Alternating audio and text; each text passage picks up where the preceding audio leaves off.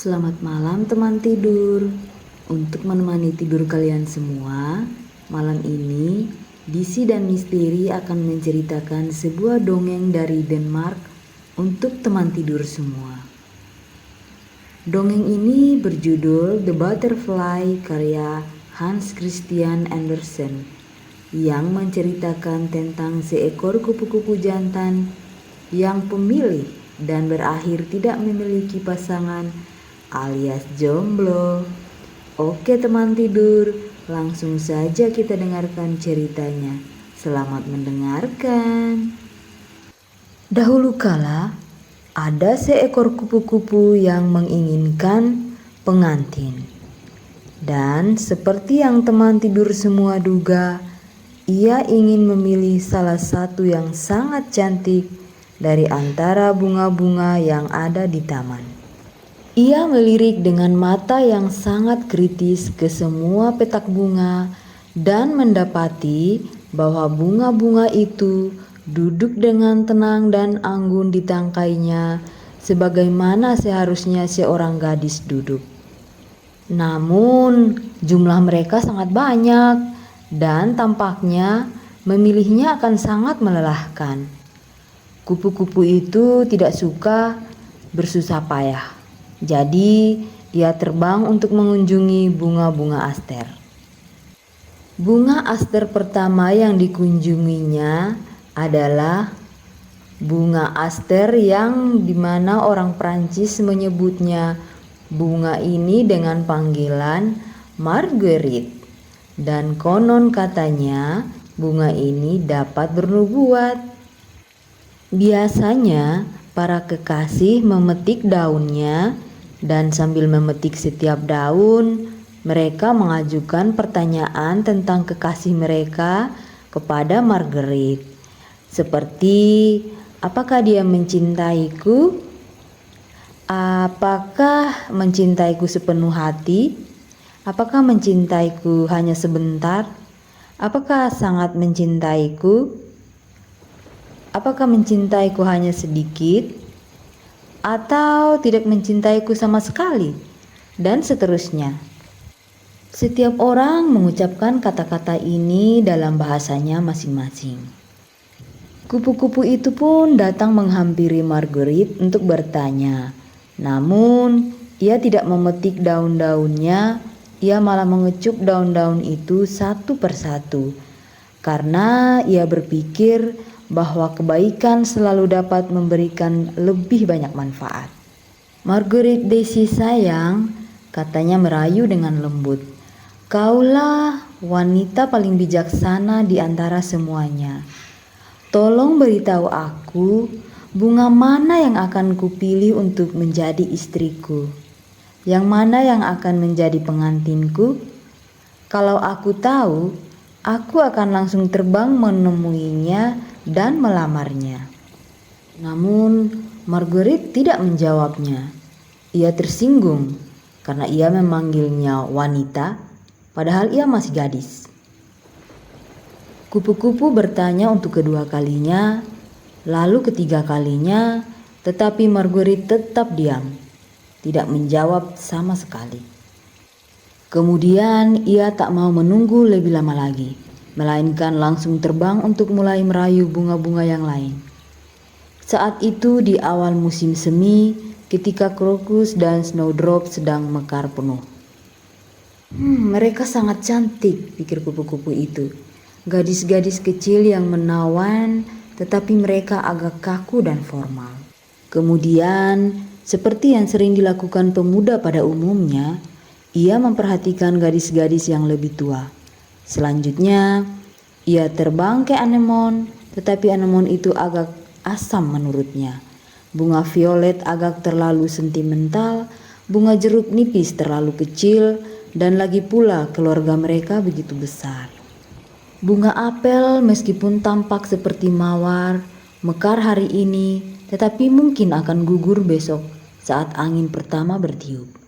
Dan ia berpikir pernikahan dengan salah satu dari mereka mungkin akan berlangsung terlalu singkat.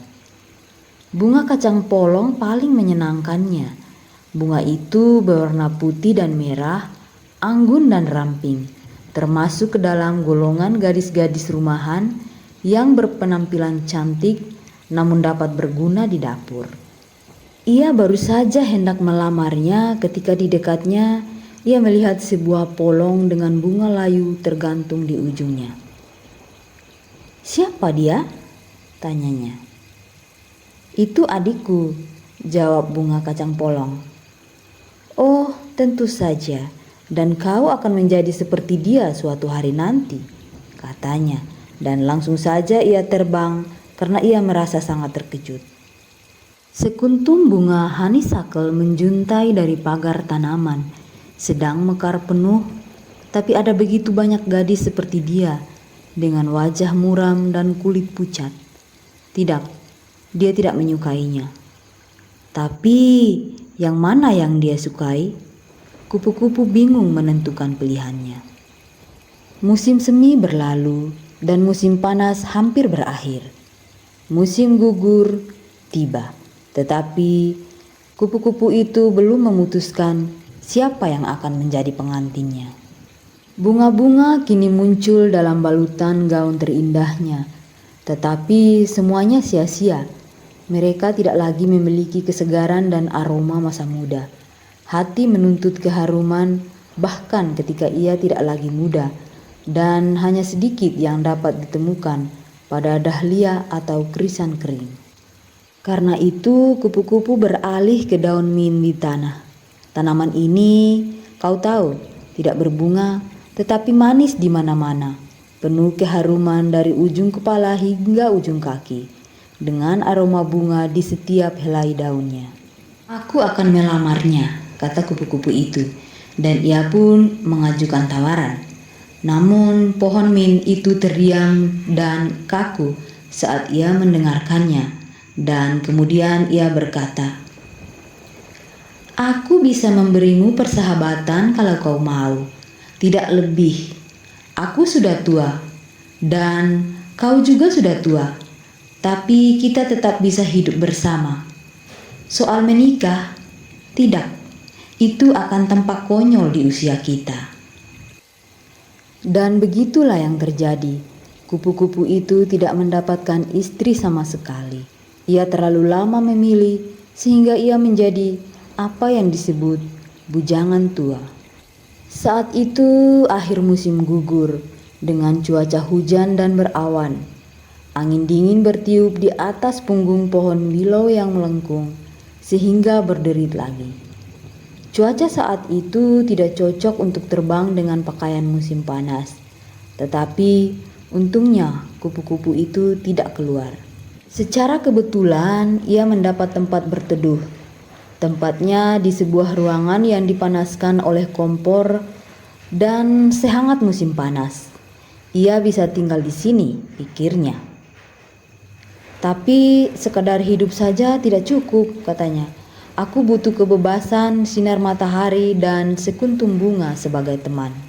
Maka ia pun terbang menabrak kaca jendela dan akhirnya terlihat serta dikagumi oleh orang-orang di ruangan itu. Mereka menangkapnya dan menancapkannya di sebuah peniti di dalam kotak barang-barang antik. "Sekarang aku bertengger di tangkai seperti bunga," kata kupu-kupu itu. "Tentu saja tidak menyenangkan. Kurasa rasanya seperti menikah, karena di sini aku terpaku." Dan dengan pikiran ini ia sedikit menghibur dirinya. "Itu tampaknya penghiburan yang sangat buruk," kata salah satu tanaman di ruangan itu yang tumbuh di dalam pot.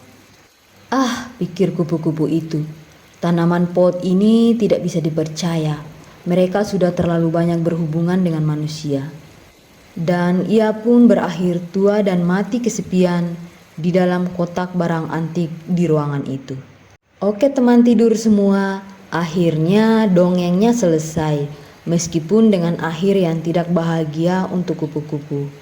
Semoga teman tidur yang masih jomblo bisa segera dipertemukan dengan belahan jiwanya, dan untuk teman-teman yang memilih untuk sendiri, berbahagialah dan cintai dirimu tanpa perlu mendengarkan suara-suara sumbang yang tidak perlu didengarkan. Cukup dengarkan suara Disi dan Misteri sebagai pengantar ke dunia mimpi. Selamat tidur dan mimpi indah semuanya. Sampai jumpa.